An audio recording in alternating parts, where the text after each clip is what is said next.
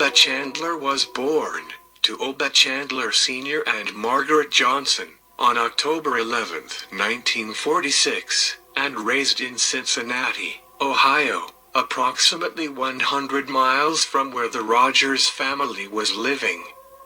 Chandler was the fourth of 5 children.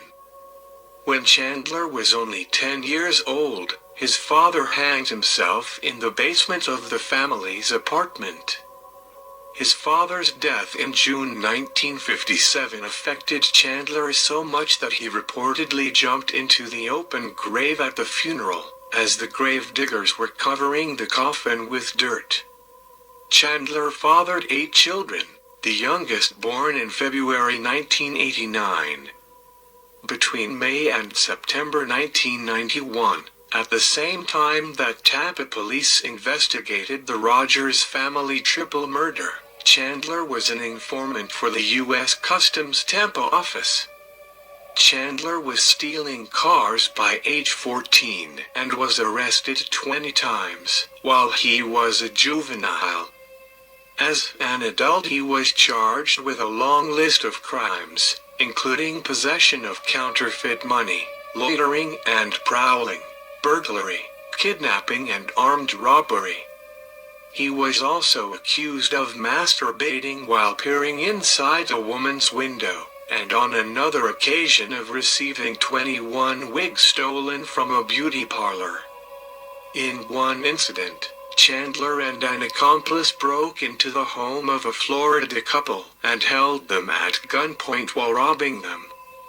Chandler told his accomplice to tie up the man with speaker wire and then took the woman into the bedroom, where he made her strip to her underwear, tied her up and rubbed the barrel of his revolver across her stomach. On May 26, 1989, Joan Rogers, 36, and her daughters, Michelle, 17, and Christe, 14, left their family dairy farm in Wilshire, Ohio for vacation in Florida. They had never before left their home state. On June 1st, authorities believe the women became lost while looking for their hotel. They encountered Chandler, who gave them directions and offered to meet them again later to take them on a sunset cruise of Tampa Bay. It is known that the Rogers women left Orlando that morning around 9 a.m. and checked into the Days Inn on Route 60 at 12:30 p.m. Snapshots recovered from the camera left in their car showed the last picture of Michelle while she was alive, and even the sun setting on the same bay where their lives later ended. They were last seen alive at the hotel restaurant around 7:30 p.m. It is believed they boarded Chandler's boat at the dock on the Courtney Campbell Causeway, part of Route 60, between 8:30 and 9 p.m., and that they were dead by 3 a.m. Chandler could also have used the fact that he was born in Ohio to lure them into feeling more connected with him. It is also believed that he knew that the women were not from Florida, as he recognized the Ohio car plates, since he himself was originally from Cincinnati. Sunshine Skyway over Tampa Bay, where the first body was found on June 4, 1989. The women's bodies were found floating in Tampa Bay on June 4, 1989, with bound hands and feet, concrete blocks tied to their necks and duct tape over their mouths. The first body was found floating when a sailboat, on its way home to Tampa after a trip to Key West, had just crossed under the Sunshine Skyway when several people on board saw an object in the water. This was identified as a dead female. The second body was floating to the north of where the first had been sighted. It was 2 miles off the pier in St. Petersburg. While the Coast Guard went to recover the second body, a call came in of yet a third female, seen floating only a couple of 100 yards to the east. Like the first 2 victims found, this body was face down, bound, with a rope around the neck and naked below the waist. Autopsies indicated the three women had been thrown into the water while still alive. This was bolstered by water found in their lungs and the fact that Michelle had freed one arm from her bonds before succumbing. Michelle was thereby identified as the second victim found in Tampa Bay and recovered. The partially dressed bodies of all three women indicated that the underlying crime was sexual assault. The blocks were tied around each of their necks to make sure they died from either suffocation or drowning, and to make sure the bodies were never found. However, the bodies ended up being found when they bloated due to decomposition and floated to the surface. The women were not positively identified until a week after their bodies' discovery, by which time they had been reported missing back home in Ohio by the husband and father, Joan Rogers. A housekeeper at the Days Inn noted on June 8 that nothing in the room had been disturbed, and that beds had not been slept in. She contacted the general manager, who then contacted the police. Fingerprint matches to the bodies were made from those found in the room. Final confirmation of their identification came from dental records, sent from the Rogers dentist in Ohio. Marine researchers at Florida International University studied the currents and patterns, and confirmed that the women were tossed from a boat and not from a bridge or dry land, and that it had happened anywhere from 2 to 5 days before they were found.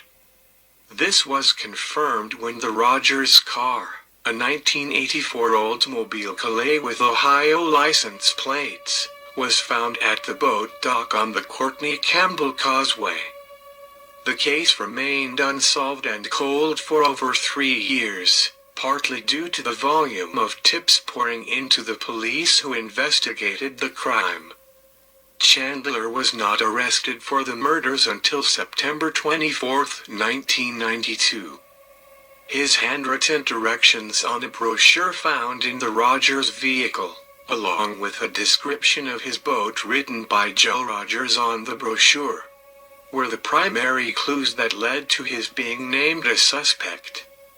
Also, authorities had posted the handwriting from the brochure on billboards, which was historic as it was used for the first time in an attempt to find an unknown killer.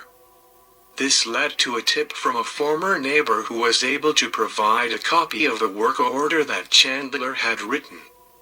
A handwriting analysis conclusively matched the two. Another neighbor, as well as one of the secretaries on the investigative task force, also thought that Chandler resembled the composite sketch of the suspect in a seemingly related rape case. A palm print from the brochure was also matched to Chandler. Moreover, Chandler had sold his boat and left town with his family soon after the billboards appeared all over the Tampa Bay area.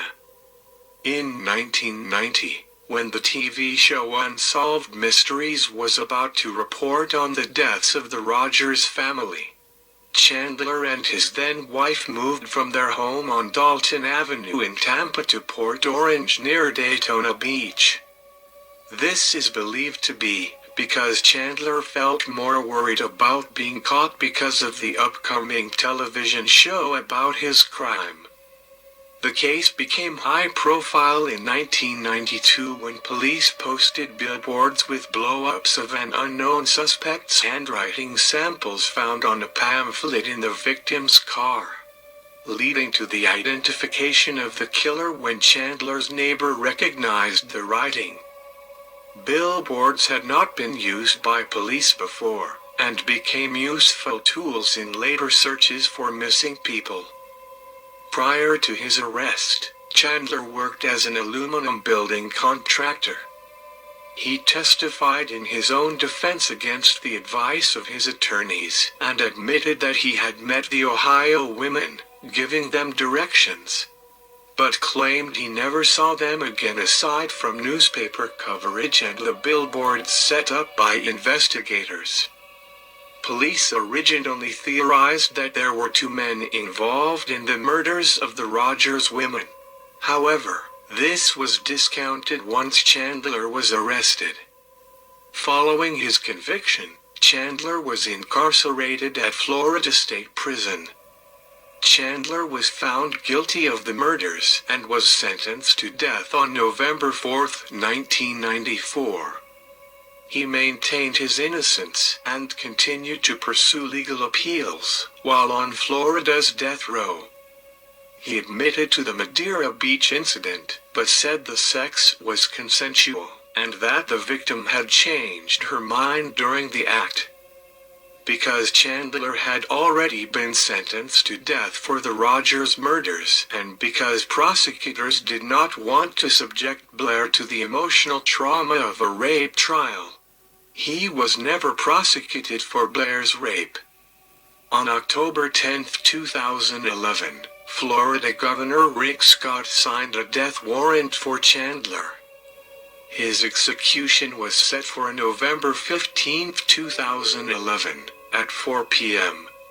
November 15th, Chandler was executed at 4:08 p.m. at Florida State Prison in Rayford.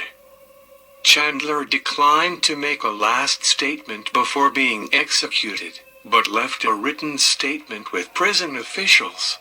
His note reads, "You are killing an innocent man today." Chandler's daughter Valerie Troxell said in an interview after the execution, "I believe they did execute an innocent man. I don't think my father alone could have pulled off such a heinous crime. It would have to have been more than one person. The palm print would prove he did meet them and gave them directions, but it didn't mean he killed them.